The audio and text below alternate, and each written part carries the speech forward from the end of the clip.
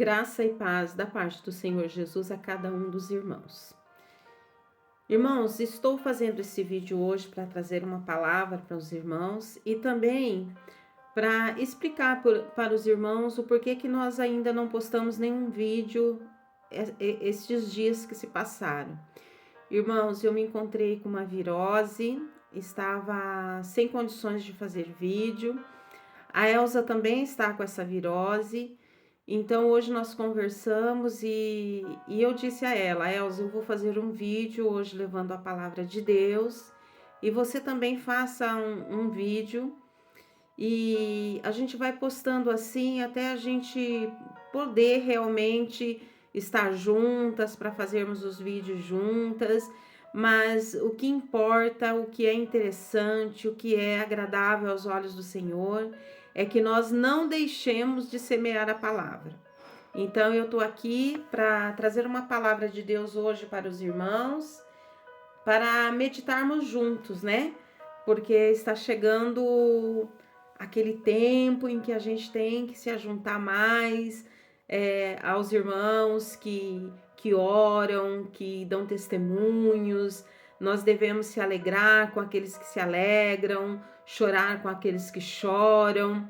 Enfim, nós devemos estar debaixo da vontade do Senhor, devemos estar debaixo das asas do Senhor, porque grandes serão aqueles dias que virão e que nós viveremos pela fé. Nós já estamos passando por este caminho, então é momento de nos alegrarmos e ter a certeza que Jesus está voltando para nos resgatar. Então, nós devemos olhar para tudo isso que está acontecendo e ver isso como um sinal do Pai, né? Que o Pai nos está colocando atentos a todos os acontecimentos. Não é isso? Então, irmãos, eu quero convidar vocês para abrir as vossas Bíblias em João 4, do 1 ao 26. E nós vamos meditar nessa palavra de hoje. Pode ter a certeza que quando eu meditei nessa palavra, eu me posicionei literalmente nesta palavra. Amém? Vamos lá. A palavra de Deus diz assim: E quando o Senhor entendeu que os fariseus tinham ouvido que Jesus fazia e batizava mais discípulos do que João, ainda que Jesus mesmo não batizava, mas os seus discípulos, deixou a Judeia e foi outra vez para a Galileia, e era-lhe necessário passar por Samaria. Foi, pois, a uma cidade de Samaria, chamada Sicar, junto da herdade que Jacó tinha dado a seu filho José. E estava ali a fonte de Jacó. Jesus, pois, cansado do caminho, assentou-se assim junto da fonte. Era isto quase a 6ª. Veio uma mulher de Samaria tirar água. Disse-lhe Jesus: Dá-me de beber. Porque os seus discípulos tinham ido à cidade comprar comida. Disse-lhe, pois, a mulher samaritana: Como, sendo tu judeu, me pedes de beber a mim, que sou mulher samaritana? Porque os judeus não se comunicam com os samaritanos. Jesus respondeu e disse-lhe: Se tu conheceres o dom de Deus, e quem é o que te diz, dá-me de beber, tu lhe pedirias e ele te daria água viva. Disse-lhe a mulher: Senhor, tu não tens como que atirar, e o poço é fundo. Onde, pois, tens água viva? És tu maior do que o nosso pai Jacó, que nos deu o poço, bebendo ele próprio dele, e os seus filhos e o seu gado? Jesus respondeu e disse-lhe: Qualquer que beber desta água, tornará a ter sede. Mas aquele que beber da água que eu lhe der, nunca terá sede, porque a água que eu lhe der se fará nele uma fonte de água que solte para a vida eterna. Disse-lhe a mulher: Senhor, dá-me de beber desta água, para que eu não tenha mais sede e não venha aqui tirá-la. Disse-lhe Jesus: Vai, chama o teu marido e vem cá. A mulher respondeu e disse: Não tenho marido. Disse-lhe Jesus: Disseste bem, não tenho marido. Porque tiveste 5 maridos, e o que agora tens não é teu marido. Isto disseste com verdade. Disse-lhe a mulher: Senhor, vejo que és profeta. Nossos pais adoraram neste monte, e vós dizeis que é em Jerusalém o lugar onde se deve orar. Disse-lhe Jesus: Mulher, crê-me que a hora vem, em que nem neste monte, nem em Jerusalém, adorareis o Pai. Vós adorais o que não sabeis, nós adoramos o que sabemos, porque a salvação vem dos judeus. Mas a hora vem, e é agora, em que os verdadeiros adoradores adorarão o Pai em espírito e em verdade, porque o Pai procura os tais que assim os adorem. Deus é espírito, e importa que os que o adorem em espírito e em verdade. A mulher disse-lhe: Eu sei que o Messias, que se chama Cristo, vem. Quando ele vier, nos anunciará tudo. Jesus disse-lhe: Eu o sou, eu que falo contigo. Amém? Irmãos, que palavra tremenda é esta?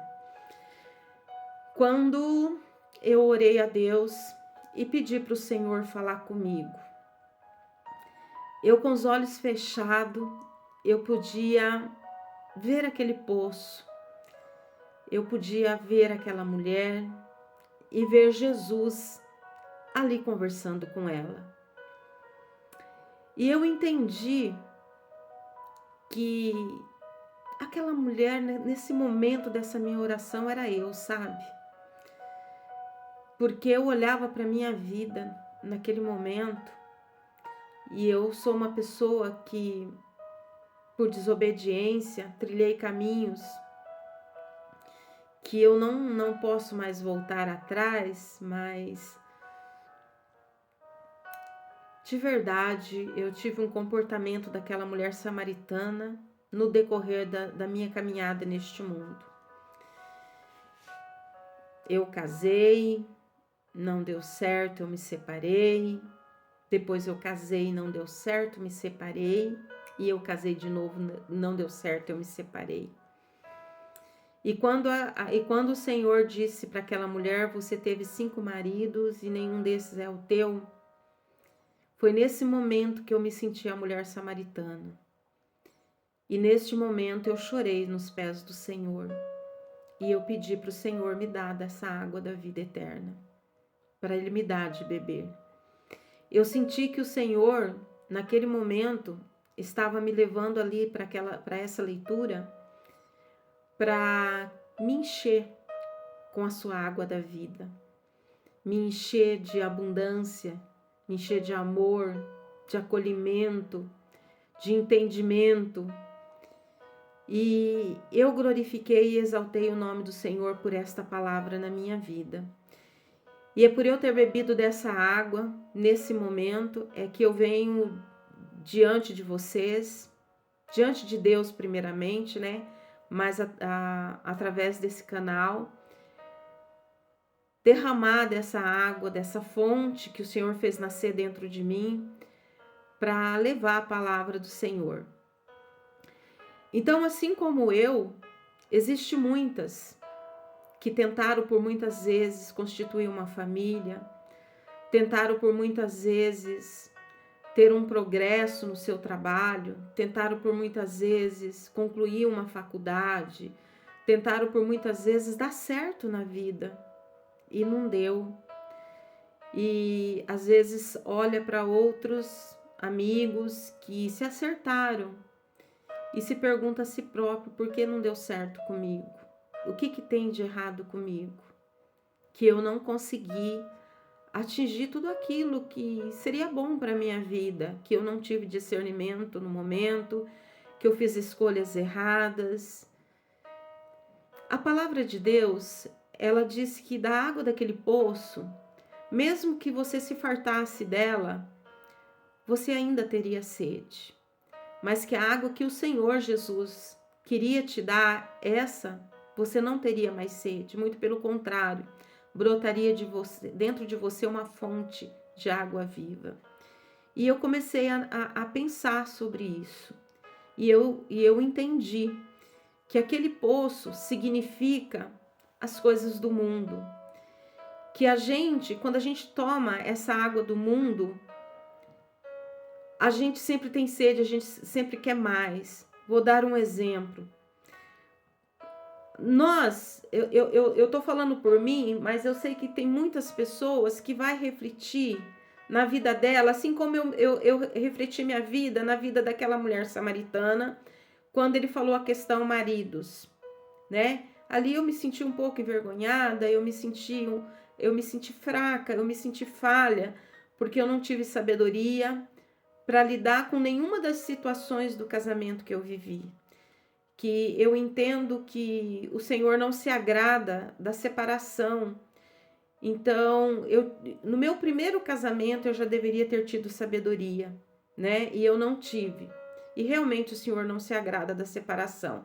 Mas enfim, de todos os maridos que eu tive hoje eu não tenho nenhum. Mas tudo é para honra e glória do Senhor. Então, eu vou dar um exemplo da minha vida e sei que tem muitos que às vezes vai olhar e é a mesma coisa para a vida dela. Por exemplo, quando nós nascemos, nós não nascemos com nenhum tipo de vício. Concorda comigo? Então, a gente nasce inocente, a gente nasce numa pureza de alma, sem ter nada do mundo. Mas aí, conforme a gente vai crescendo, a gente vai começando a beber da água do mundo. Até mesmo uma chupeta que você coloca na boca do teu filho. Você está colocando algo que foi materializado no mundo para a criança ter aquele vício de chupar chupeta. Aquele vício de chupar chupeta e muitos entorta os dentes, que depois vai ter uma série de consequências. Aí a gente cresce e a gente começa a tomar a água mesmo desse poço, e aonde a gente sempre vai ter sede. Quer um exemplo? Por exemplo, a primeira vez que eu coloquei um cigarro na minha boca, eu não tinha vício do cigarro. Mas quando eu senti o vício do cigarro, eu queria beber mais dessa água, mais dessa fonte. E isso não matava a minha sede. Quem bebe não nasce com o vício da bebida, mas quando ele bebe, que ele vicia, ele tem a necessidade de beber mais dessa água, dessa fonte. E em todas as coisas, vamos dizer, a luxúria, a cobiça, a falsa ilusão da felicidade momentânea. O mundo oferece tantas águas que quanto mais a gente bebe, mais sede a gente tem, mais vontade de beber e a gente não sacia, a gente não está satisfeita. Mas quando a gente conhece o Senhor Jesus e experimenta da água da vida, que é entregue por Ele, a gente se liberta e se sacia.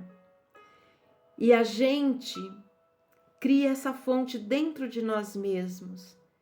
E a gente quer passar todo esse aprendizado, toda essa alegria, todo esse encantamento de amor, essa obra maravilhosa que Deus faz. Quando eu digo encantamento, irmãos, eu estou dizendo um encantamento de felicidade. É até um hábito que a gente pega aqui na Espanha, que a gente diz, eu estou encantada com isso, encantada de feliz em conhecer. Não interprete o encantamento que eu falei pelo lado oposto. O encantamento que eu quis dizer é a felicidade do conhecimento, do entendimento, do saciar aquele vazio que tem dentro da gente. E quando eu estava ali naquele poço, como aquela mulher samaritana, eu pedi para o Senhor para me dar a água de beber.